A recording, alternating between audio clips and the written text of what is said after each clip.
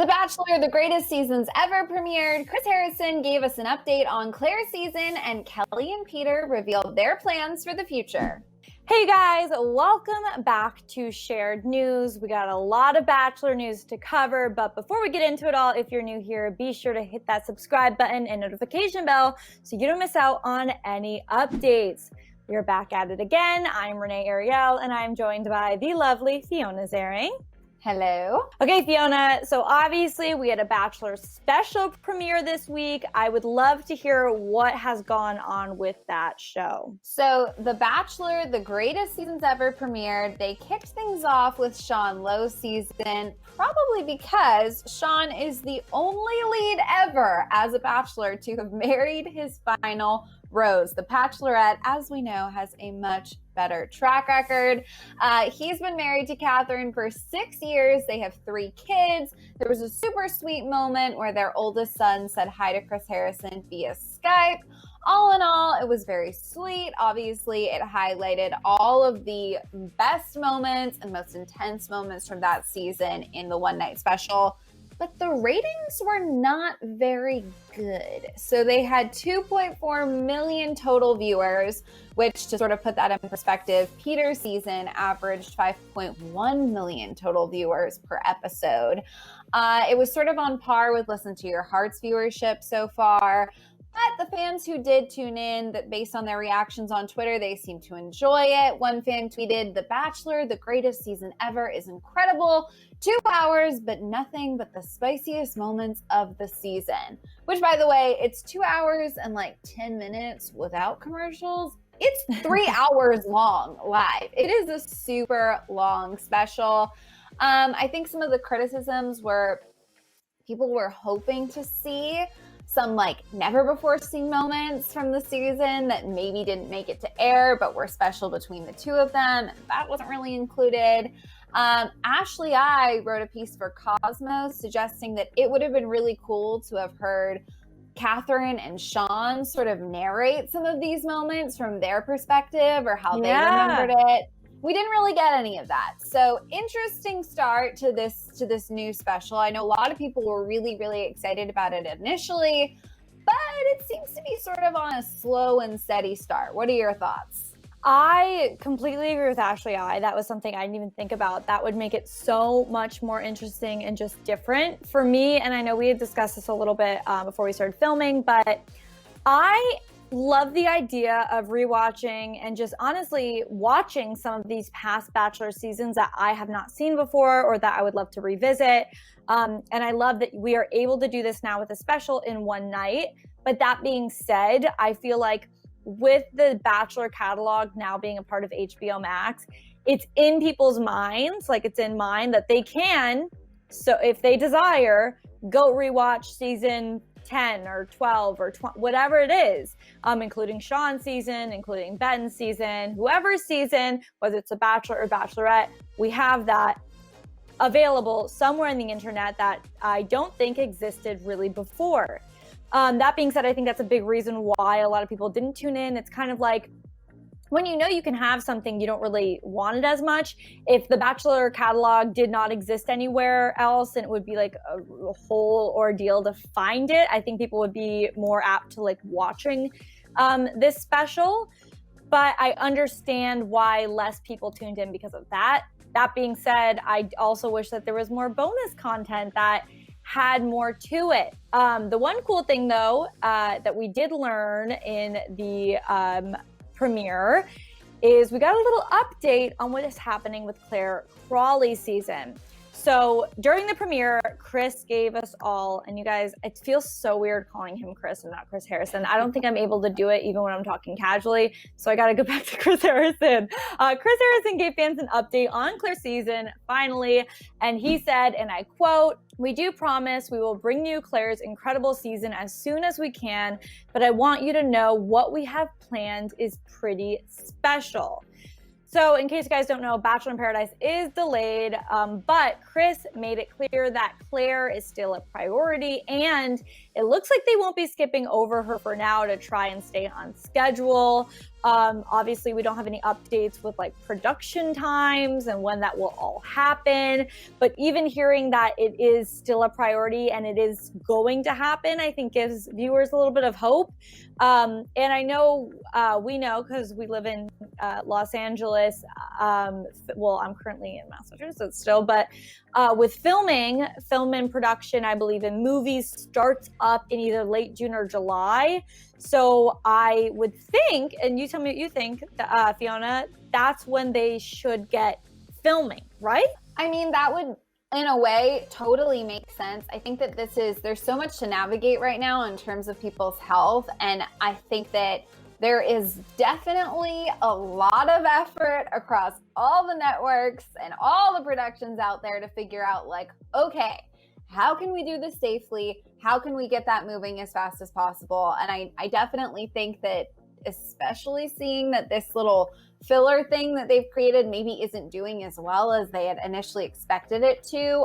Obviously, they're eager to get us a new season of The Bachelorette. So yeah. I expect that the minute they can act on whatever new production requirements pass, you know, at the state level and at ABC's discretion, like what they're going to do independently to make this safe, the moment they can get jumping on it, they will.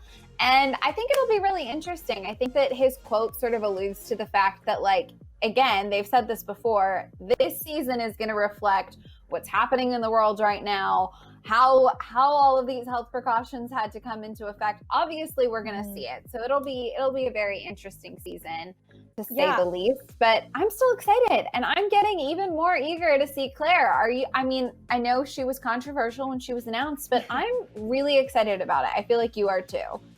I'm so excited. I was also talking to Fiona earlier about the idea that I'm hoping this happens because I'm impatient. I'm so excited for this season. I would love for them to perhaps not completely finish filming before they start putting out episodes. I don't know if that's even possible. Obviously, a lot of editing goes into it, and I understand that takes a lot of time. But if there was a way to get it out even faster, which in my head, the only way to do that would be to start releasing episodes before it's finished, that would be awesome. And also would go on theme with their whole, which I mean, I guess it's only based off of Peter's season, but like not being able to predict the endings.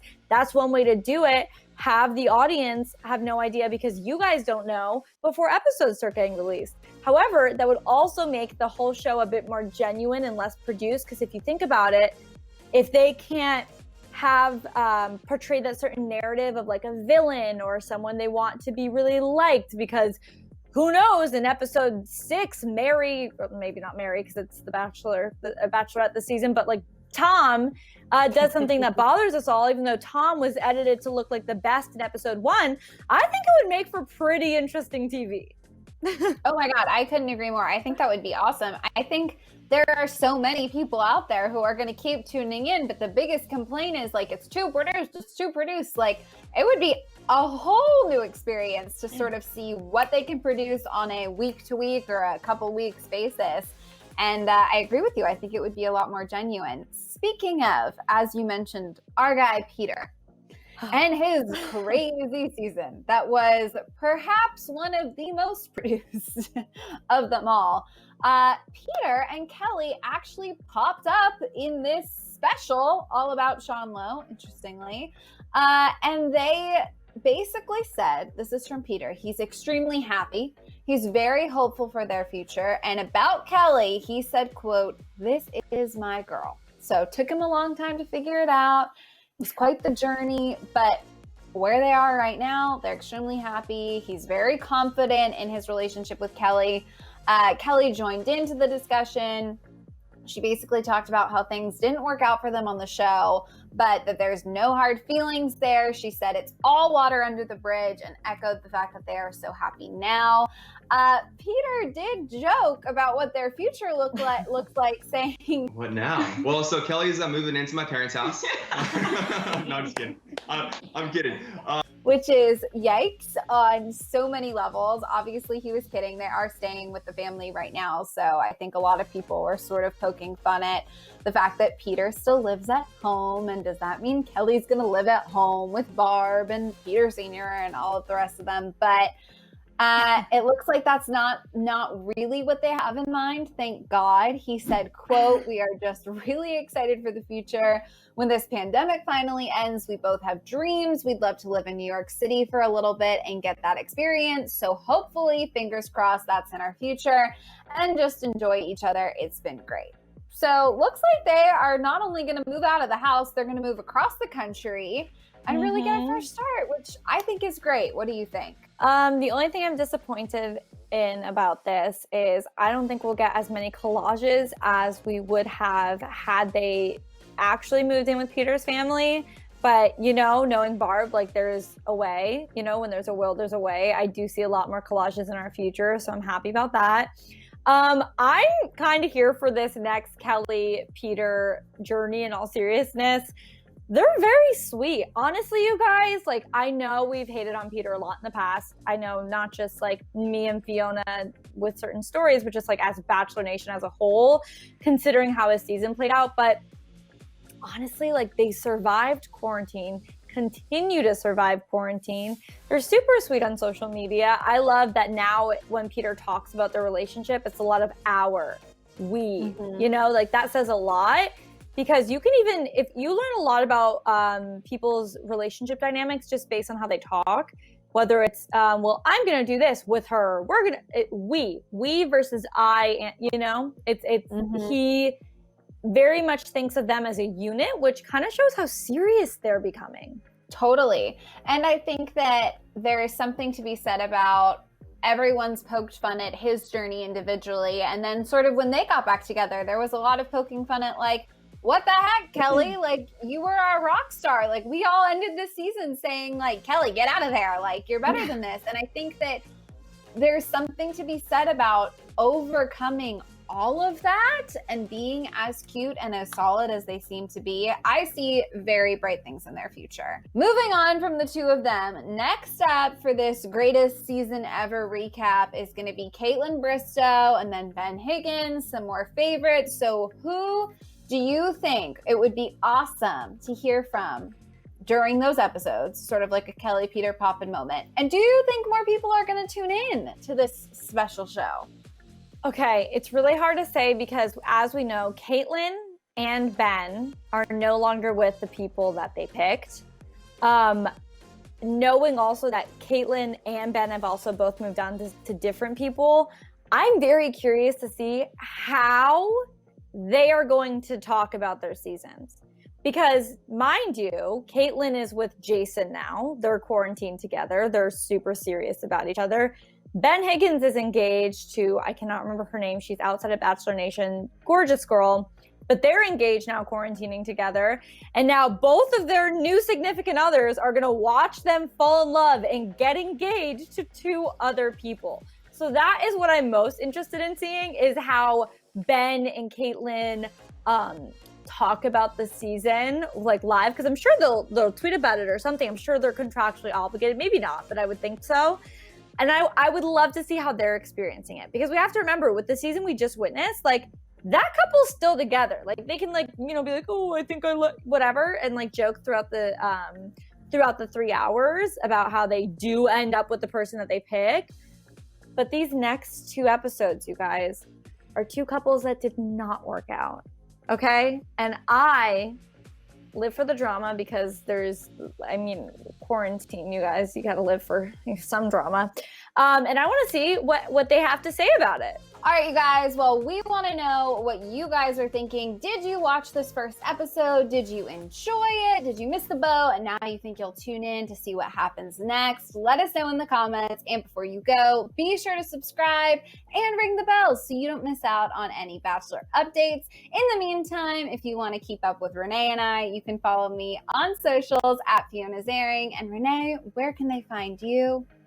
You guys can check me out at Renee Ariel on Twitter, Instagram, TikTok, and YouTube. All right, you guys, thank you so much for watching, and we will see you back here next time.